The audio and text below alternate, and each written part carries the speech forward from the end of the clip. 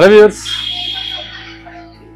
ఇప్పుడు మనము Ramnagar fish market దగ్గర ఉన్నాము. రామ్నగర్ ఫిష్ వెంకటన్న మనకు ఇండస్ట్రీలో తెలియని వాళ్ళు ఎవరు ఉండరు.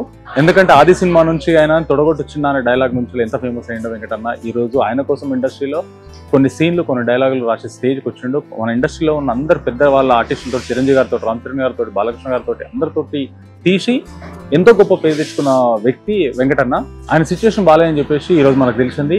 ఆ వెంకటన్న వాళ్ళ ఇంటి దగ్గర ఉన్నప్పుడు లోపలికి వెళ్ళి వెంకటన్నకి ఎలా ఉంది, అసలు ఆయన లేడని తెలిసింది, ఉన్నాడా లేడా, లేకుంటే హాస్పిటల్కి వెళ్ళిండా, లేకుంటే చిరంజీవి గారి దగ్గర నుంచి కాల్ వచ్చిందని చెప్పేసి కూడా మనకు ఇంకో విషయం తెలిసింది.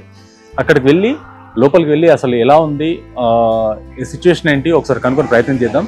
మనం కూడా లోపలికి వెళ్ళి వెంకటన్న సిచ్యువేషన్ ఎలా ఉందో ఒక చిన్న చూపిస్తాను మీకు.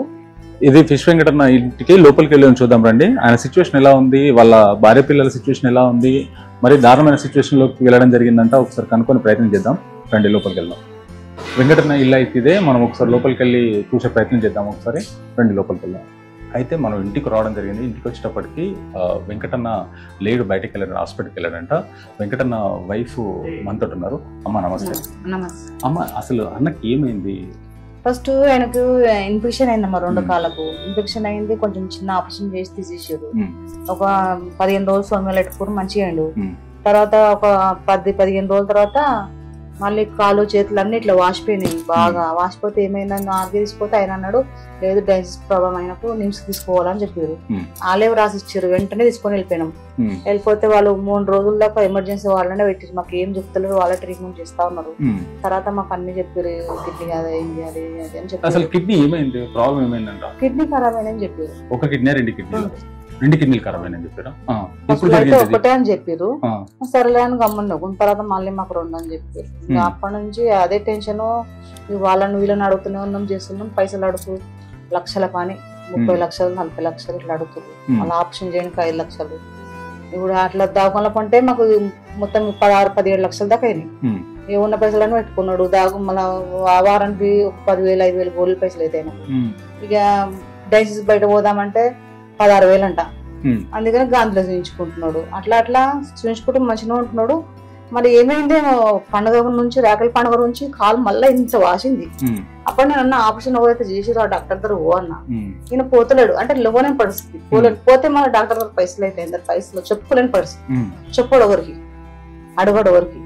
నాకు ఎట్లుంది, మీరు ఏమన్నా చేయగలరు కూడా ఎవరికి అడగడు. నేను అంటేనే ఉన్నా, ఎవరినో అడుగు పో, ఏం కాదు అది ఇది అని చెప్తున్నాను కూడా ఇంట్లేడు. అట్నే అనుకుని ఉంటున్నాడు. ఇట్లా మళ్ళీ రమేష్ డాక్టర్కి వాట్సాప్ లో ఫోటో పంపిస్తే ఆయన 2 గోల్డ్ రాసిచ్చు. అది వేసుకుంటే ఆయనకు అన్ని పొక్కుల్లాగా వచ్చి వాళ్ళకి మొత్తం వాటర్ అవుతుంది. వాటర్ ఇట్లా కూర్చుంటే ఇట్లా వాటర్ అవుతున్నాయి. మా బిడ్డ చూసి తట్టుకోలేక సుమంతకు ఫోన్ చేసింది. ఏమన్నా నీ డాడీ నాన్న అని చెప్పి చేసింది. ఇక టాజన్ అన్న కూడా చెప్తూనే ఉన్నాడు, అన్న ఛానల్ చెప్పు అది ఇదని చెప్తూనే ఉన్నాడు. పాపం ఆయన నాకు కూడా ఫోన్ చేసి మాట్లాడాడు. ఇంకా అట్లా పరిస్థితి అట్లా వచ్చింది. అసలు ఏం చేయాలో అర్థమైతలేదు. నాకు కాళ్ళదే చాలా టెన్షన్ అయిపోతుంది. నాకు మొక్కలు నొప్పులు ఉన్నాయి. మరి ఇప్పుడు వెంకటన్న ఇన్ని 100 సినిమాలు చేసిండు, ఇండస్ట్రీలో ఇంతమంది పెద్దలు ఉన్నారు. మరి ఇప్పుడు ఎంతవరకు చెప్పలేడు, తెలియదు కూడా ఎవరికి. అసలు వి వినాయక్ అంటే ఆయన గాడ్ ఫాదర్. అసలు చెప్పలేదు. ఎవ్వరు చెప్పలేదు. చెప్పమని చెప్తూనే ఉన్నా. సోను సుత్తు కూడా కలమంటే సోను సుత్తు మొన్న ఏదో ఊరు పోయినంట, వచ్చినా కలుస్తా అన్నాడంట. ఇంకా ఆయన కూడా తెలియదు. ఎన్టీఆర్ తెలియదు, రవితేజ తెలియదు, అసలు ఎవ్వరు తెలియదు. తెలిసి మాత్రం చేస్తారు కానీ తెలియదు ఎవరు. నాకేమో నంబర్స్ చెప్దామంటే ఇన్ని సినిమాలు చేసిండు, ఇంత డబ్బు సంపాదించండు. మరి ఇప్పటిదాకా అన్న డబ్బు అంతా చెప్తున్నా కదా, ఆయన సంపాదిస్తే ఒకరు 100 రూపాయలు సంపాదించిన అనుకో, ఆయన 200-300 ఖర్చు చేస్తాడు. అంటే మందికి ఇవ్వడం ఖర్చు చేస్తాడు. అదే రోజు పండుగ, వాళ్ళు వీళ్ళు అందరు రావాలి, పండుగ తాగుడు తినుడు ఇట్లా. ఇంకా రేపటికి చూడడు, ఆ రేపటికి దేవుడు ఉన్నాడు అంటాడు. ఆస్తులు అంటే ఇదొక ఇల్లు, ఇంకా అడ్డగొట్లు ఒకటి ఉంది మన కింద వాళ్ళ. అంటే మా పాప పెళ్లి చేసినాం. ఇంకా 2 బావులు చేయలే. ఇంకా మరి 2 కొడుకులు ఉన్నారు. కొడుకుల్ని మంచి స్థాయికి వాళ్ళ కార్లు బైక్లు అన్ని కొనిచ్చు. మరి కొడుకులు చూడలేదని చెప్పేసి అంటే ఆయన జాబ్ లేదు కదా, అంత సంపాదించి నువ్వు జాబ్ పెట్టేయాలని అన్ను. అంటే మీ అంతలో మీరు చేసుకోర్రా, నా అంతలో ఎట్లా చేసుకున్నా అని చెప్పిండు. మా పెద్దోడు పోతుండు, సీజరింగ్ పోతుండు. చిన్నోడే మార్కెట్ పోతుండు. ఇంకా మార్కెట్ పోతే ఎంత వస్తాయమ్మా, ఓన్ దంద అయితే అది ఎక్కువ ఉంటుంది. ఓన్ దంద కాదు కదా, పోతాడు. దాఖలు ఉన్నప్పుడు దాఖలోనే ఉన్నాము. అన్నకు ఈ సిచ్యువేషన్ రావడానికి కారణం ఏమైంది అసలు? ఎందుకు ఈ సిచ్యువేషన్ కు? అదే చెప్పాలంటే తాగుడు బాగా తాగుతుండే, తాగుడైతే ఫుల్ తాగుతుండే, పొద్దున్న ఈ టైంకే ఫుల్ బాటిల్ అయిపోతుంది. తాగుడు కూడా బాగా తాగుతుండే, పొద్దుంటేనే పోతుండే. ఆ చిన్న పుండ అయింది అలా, అవి బయట ఏమో తింటుండే, అవి ఇంత పుండ అయింది. ఇంత పుండు కానీ స్టార్ట్ అయింది నుంచి స్టార్ట్ లేస్తాడు మనిషి. ఎన్నేళ్ళ ఇది పుండ? లేదన్నా కూడా 5 సంవత్సరాలు. 5 సంవత్సరాలు అవుతుంది. 5 సంవత్సరాలు. అదే ఇప్పుడు కరోనా టైం నుంచి. అప్పుడు కరోనా గిట్లా కరోనా టైంలోనే కదా మేము పార్సల్ వేసినాం. ఆమె ఇక్కడ సీమ్ వస్తే రత్నం గడ్డ కట్టిందని చెప్పి 15 రోజులు పెట్టుకొని 2 లక్షలు తీసుకున్నాం. అది సీమ్ వచ్చింది కాలు మొత్తం. మళ్ళీ మేము సికింద్రాబాద్ చూస్తే నీకు ఎవరు చెప్పారు కేసు అని చెప్తే మేము మాకు చేయడం కేసు వేస్తామని చెప్పి ఆయన దాన్ని తీసుకొని ఆయన దగ్గర 2 లక్షలు 7,000 లక్షలయ్యా లక్షలే. నీ కాలు కూడా బాగాలేదన్నారు. నాకు కూడా లేదు, బాగాలేదు, ఆప్షన్ చేసుకుంటారు. ఇప్పుడు నాకు 5 లక్షలు అంటే ఇప్పుడు నేను మంచంలో అనుకుంటే మరి ఆయన ఎట్లా? మగ పిల్లలు ఏం చేస్తారు? తీసుకొస్తారు కానీ వంటలు ఇవన్నీ చేయరు కదా. పాప వస్తుంది వచ్చి పోతుంది కానీ మనం ఊరుకుంటాడు బాగుండదు కదా. మరి నువ్వు ఆపరేషన్ చేయించుకొని ఆయన తీసుకోవడానికి ఫస్ట్ ఆయనకి మంచిగా అయితే నేను మంచిగా అవుతా. అసలు ఇప్పుడు వెంకటన్నకి ఏం కావాలి అసలు? దేనికోసము? ఫస్ట్ ఆయనకు ఈ కాలుకి ఏముందో డాక్టర్ దగ్గర పోతే తెలుస్తుంది ఏందనేది. అంతకుముందు కాలు తీసేస్తాం, మీకు షుగర్ అయింది ఇట్లా మొత్తం సీమ్ వచ్చింది అని చెప్పారు. మళ్ళా ఇప్పుడు మరి ఏందా నాకు అది భయం అవుతుంది. మళ్ళీ పోలే కదా అసలు, పోలే.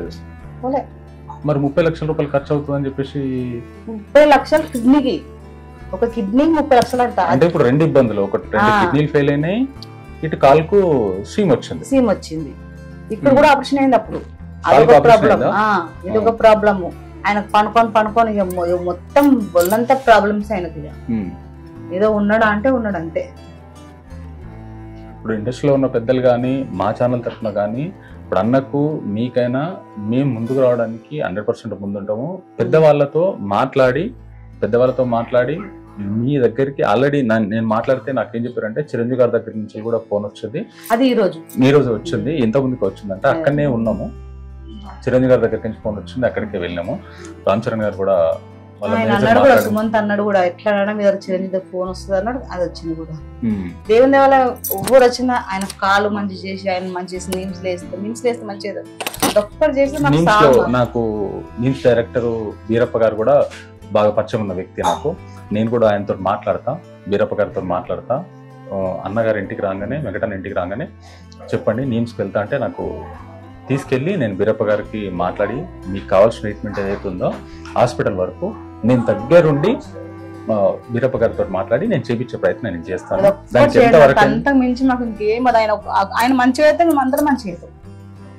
మీకు హాస్పిటల్లో నిమ్స్ హాస్పిటల్కి మీరు వెళ్తా అంటే నేను మీరు ఏడవకండి, ఎందుకంటే వీరప్ప గారితో మాట్లాడించి చేపించే బాధ్యత నేను దగ్గరుండి చేపిస్తాను. ఈ దగ్గరుండి చేపిస్తా. నేను వీరప్ప గారితో మాట్లాడి మీకేం కావాలనో, హాస్పిటల్కి ఏమైతే కావాలనో అవన్నీ నేను దగ్గర నుంచి చేపించే బాధ్యత నాది. నేను దగ్గర నుంచి చేపిస్తాను. చూసారు కదండి వెంకటన్న, ఆయన కొన్ని ఇప్పుడు మనం ఎంత సినిమాలు చేసినా ఎంత చేసినా కొన్ని సొంత తప్పిదాల వల్ల కొన్ని అవుతుంటాయి, కొన్ని మనము బయట చెప్పుకోవడం వల్ల కొన్ని అవుతుంటాయి. బయట పెద్దవాళ్ళకి చెప్పుకుంటే మాత్రం ఈ స్టేజ్కి వచ్చేదే కాదు, ఈ సిచ్యువేషన్కి వచ్చేదే కాదు, కానీ వచ్చింది. కానీ ఈ రోజుకైనా వెంకటన్నని మనం అందరం ఎన్నో సినిమాలో చూసినాము. ఆయన మంచి కోలుకోవాలి, పెద్దలు కూడా ముందుకు రావాలి. నాకు తెలిసినంతవరకు మా ఛానల్ వరకు, మా ఛానల్ యాజమాన్యం నుంచి నేను వెంకటన్నకి ఏం కావాలో అది చేస్తాను. ఆయన ట్రీట్మెంట్కు ఎంతవరకు కావాలో నేమ్స్ తీసుకెళ్ళడం కానీ అక్కడ డైరెక్టర్ గారితో మాట్లాడడం, నేను దగ్గర ఉండి మాట్లాడి చేపితు బాధ్యత నేను తీసుకుంటా అని చెప్పేసి నేను చెప్తున్నాను. ఇది విషయంలో కంపల్సరీ నేను ముందుండి వెంకటన్న తీసుకెళ్తాను నిమ్స్ హాస్పిటల్కి, అక్కడ మాట్లాడి చేపిస్తాను. అమ్మ సరేనా?